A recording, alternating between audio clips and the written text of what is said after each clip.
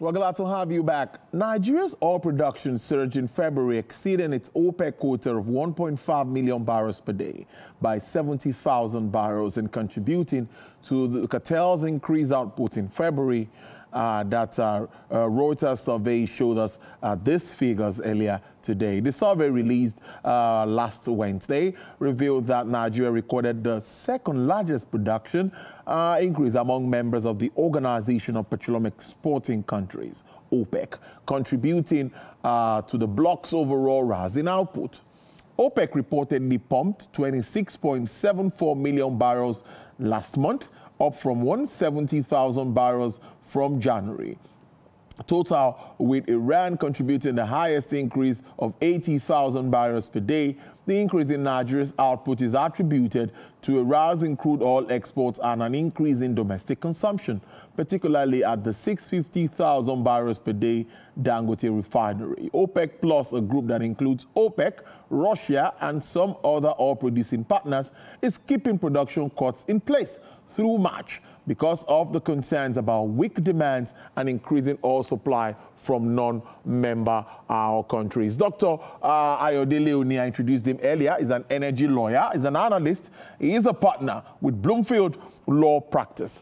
Thank you so much. It's good to have you live in the studio this afternoon. Thank you very much for having me. Yes, I think it looks good. OPEC's output, Nigeria is exceeding quota by 70,000 barrels per day. What is happening? It seems it's not just Trump that is saying, drill, drill, drill, baby. I think Nigeria is also trying to drill, drill, drill. What do you make of that? Yeah, I think it's a combination of several interesting factors. The president has done an excellent job and his team around encouraging production, around encouraging investment upstream. You know, that's one thing. And yes, demand, local demand too, means because you have a crude supply obligation, every producer has a crude supply obligation. So whilst they want to export, they also need to produce more to be able to meet that demand, particularly with the number of refineries we have and refining capacity we have. And also with respect to, it's not happened so many times that our major export terminals are all up and running. About 8 of them are all up and running. Every now and then you hear Pennington is down. One export terminal or the other will be down. So it's several factors coming together, happening at the same time, several good factors happening at the same time. Because it's not only in February that we didn't exceeded that quota. I think in January we exceeded by about 39,000 barrels per day. So it's good news. We just need to then be careful that there isn't an oil glut. I mean, if everyone begins to produce more. I know Iran did 80,000 barrels more, right? So I think it's generally good news. So is it possible to be a glut considering this increased production? OPEC being a cartel will not let that happen. You know, OPEC likes to work around output to ensure that prices remain competitive and profitable for its members. Yes, I mean, including the OPEC Plus. I think that that probably won't happen. I mean, it's been lower than the last 2-3 years, where it's now sub 70 or a little more than 70, depending on what crude grade you're looking at, whether it's the WTI, West Texas, it's Brent, or any of the other crude grades. So I think that it's unlikely that would happen, but it's happened in the past a number of times, particularly in the 70s. That was quite a while. It's happened a few times, yes. So, but I think that's one of the reasons you have OPEC ensuring that. I mean, everyone cheats, right? You have your quota, but almost everyone who's got the capacity tends to produce more than the quota is. It's only largely persuasive anyway. So do you think that something positive or something good is now happening with regards to vandalism and all of that in that space? Because if we're having this increased production, it seems that something good is happening. Of course, that's one of the critical explanations for what we see.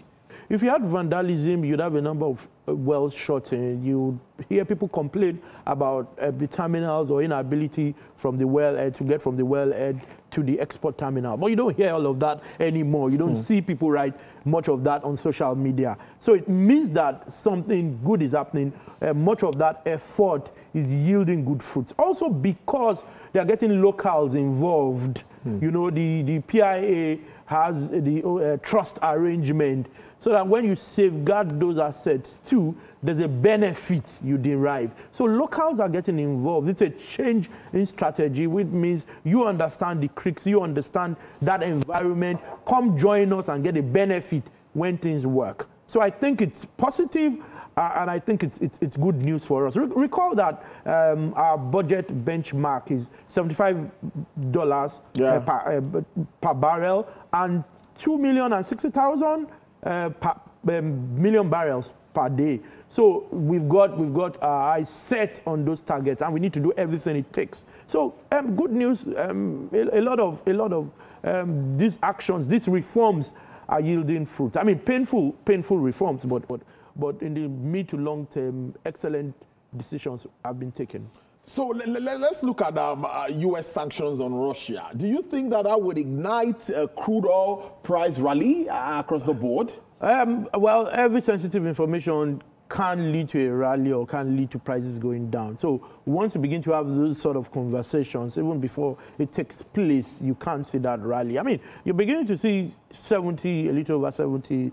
It had gone much lower than that. Yeah, it was about 60-something dollars something last week. So that can account for it. You know, once there's any dispute, the Gulf, Russia, any of those guys, then you will begin to see a price rally. Whether it would ever get to 80, 90 this year or even 2026, I very much doubt. Of course, unless OPEC and OPEC Plus then decide to substantially reduce outputs and people then do what they ought to do with respect to those outputs. Don't cheat. You will find things pretty much stable. I don't expect that prices will surge that much, and I don't expect that prices will drop substantially either. I expect a 60-something to early 70s throughout 2025 and 2026. But, you know, I'm not a prophet. Anything can go wrong. Something can happen. You never really know. Something just happens and just triggers because of the sensitivity of pricing and the crude. If crude hits $90, for example, as at today, then we'll know that PMS will be selling for like... yeah, prices, yeah, that's it. That's it. There's an implication on both sides. Exactly, there's an implication. People just think Alhaji Dangote is being magnanimous. No, this is business. But crude prices have dropped. So it will be reflective. And that's what, when you leave something to the market, demand and supply, your cost of production, of course, you can't become more efficient and your cost of production then reduces. That said, if the base cost, which is the cost of crude, is high, unless government decides to give subsidy or something, it will be more expensive at the pump. At the pump. He's only refining a base product, which is crude. So if prices go down, then something must be happening around efficiency or some cost. That cost may include the cost of crude oil. If prices go up, then there may be a challenge with crude oil prices going up. So everything has its implications. We may be excited that we're generating more. If it becomes a $94, $100, but then at the pump, prices are going to go up. Of course. Yes, so that's it. So government will be able to do more around infrastructure, capital projects. However, you and I will pay more. Maybe we then use electric cars, EVs. You know? More of us. And you know, CNG. Yes, CNG too. I mean, much cheaper, you know, much cheaper. And for CNG, for EVs, there's import duty exemption. Many people are not even aware that you can get an import duty exemption. So when you bring your cyber trucks, they're not really as expensive as people think overall because you're not paying import duties. Apart from that 5% you'd have to pay the customs or the Ministry of Finance, you do not pay the full import duty. You only pay 5% of what you otherwise, what you would have saved. You'd pay 5% of what you save. Other than that, it's good. So I think that if we begin to have that mix, you know, more EVs, more CNG vehicles, maybe crude prices may not really matter to you and I that much. Safe that then if government makes more, government can then do more in terms of infrastructure and building. For me, I always think it's government's responsibility to build the infrastructure backbone.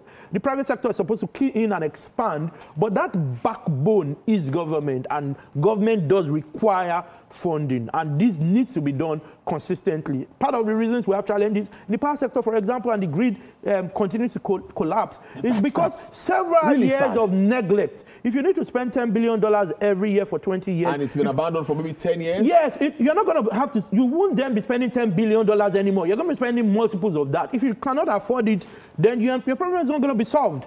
So if we generate more, it then means government can do more around social investment, infrastructure, social safety nets. I always say the poorest people in the Western world will be as miserable as the poorest people in this part of the world, say for cheap credits, excellent infrastructure, and social safety nets. If you took those three off, they'll be as poor and as miserable as everyone else. But they have cheap credits, they have great infrastructure and social safety nets. That if you're very poor, there's some amount you get monthly or some benefit that cushions the effect of that poverty. So if we generate more and it's properly utilized, then things would generally look up, regardless of what it is at the pump, because it then means that you've got other options such as EV vehicles, electric vehicles. You've taken me to a point where the power sector, I mentioned this when we were talking off camera, that a lot needs to be done about this grid.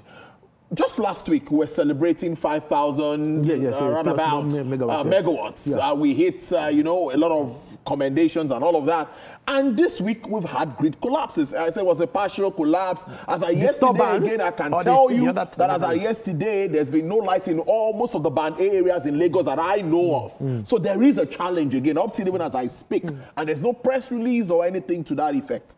So what really can be done to manage this grid at the moment? Okay, do we have to start looking for mini grids? Do we? Well, our way with the decentralization, and states are beginning to... The Electricity Act? Yes, with that Electricity Act and the constitutional amendment that allows... Are you sure all states can take advantage of this? Not all states. But the thing is, if you have more people leave the grid, then what is left of it can cater to the needs of other people. The challenge is we have neglected the grid. Between 1987 and about 2012, maybe 7-ish, almost no major grid enhancement. And you can take that to the bank.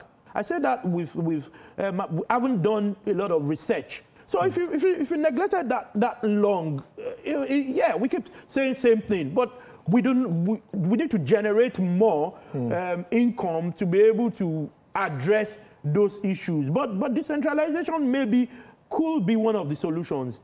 That's the much I would say. Otherwise, and I then know government is doing a lot around ensuring that there's an emergency management system so that even if you have these issues, you can immediately deal with it. You can remotely monitor infrastructure. I think those are some of those additional things the government is doing. Other than those, it's having to spend money.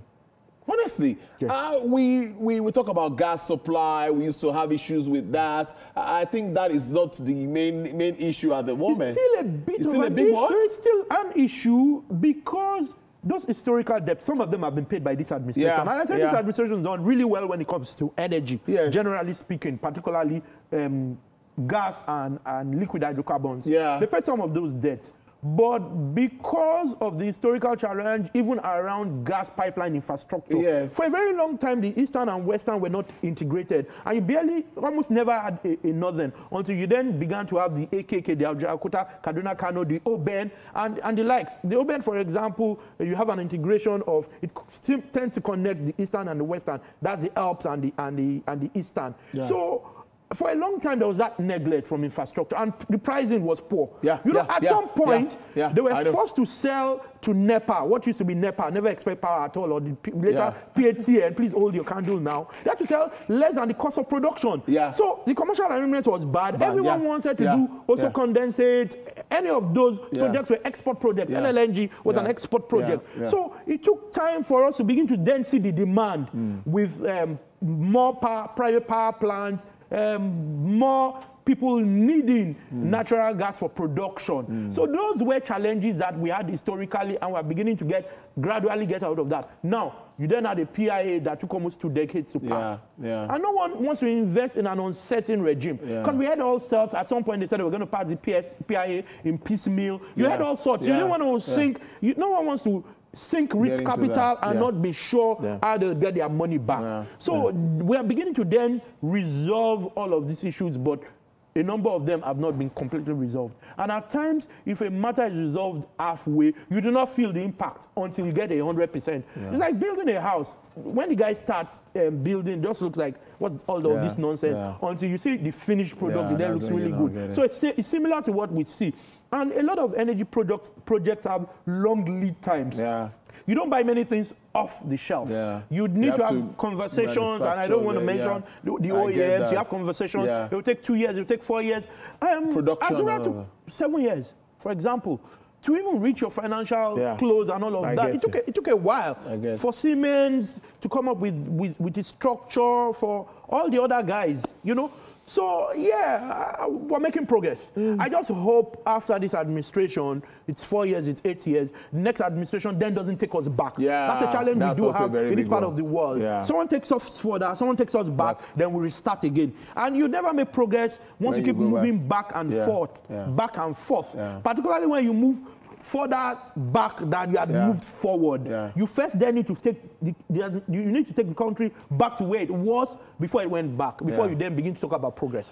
Dr. Adelode, I always like that energy when he's in the studio, and he's always speaking around energy, oil and gas. Well, same here. Thank you so much. Thank you for coming around. It's always good to have you this morning.